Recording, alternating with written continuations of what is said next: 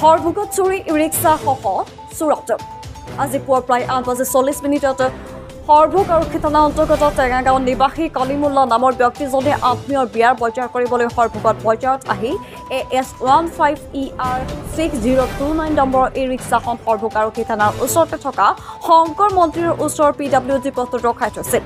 কিন্তু কিছু সময়ৰ পিছতে বজাৰ সামৰি আহি তেখেতে এই ৰিক্সাখন নেদেখাত হতভম্ব হৈ পৰে।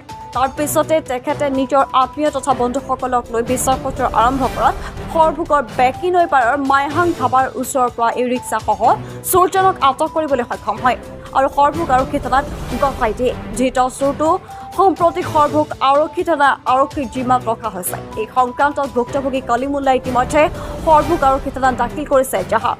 ধৃত চোৰটো হাউলি বৰবালাৰ 44 বছৰ বয়সীয়া আব্দুৰ ৰহমান বুলি আৰক্ষীয়ে জানিবলৈ দিছে।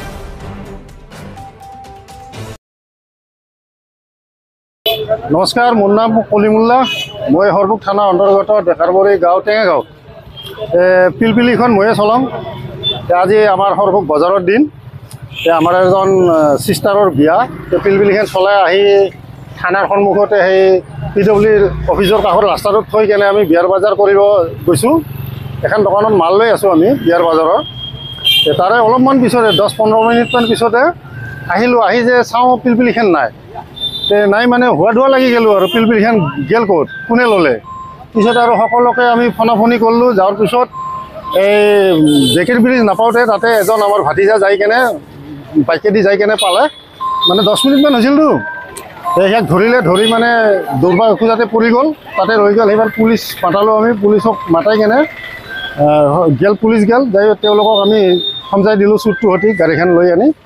এইখিনি এতিয়া আৰু পুলিচে জানিব তদন্ত কৰিলে। চুৰজন এনে আমাক কমতে কালজাৰ বৰবিলা বুলি কৈছে, কিবা ৰহমান বুলি কৈছে। বিশেষ আমি নাজানো, পুলিচে জানিব ইনভেষ্টিগেশ্যন কৰিলে।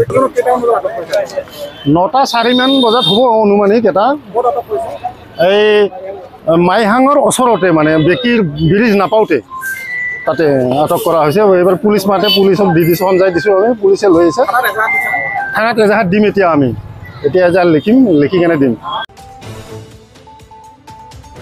হৰভোগৰ পৰা অজয় নাথৰ ৰিপৰ্ট, নিউজ টাইম 3।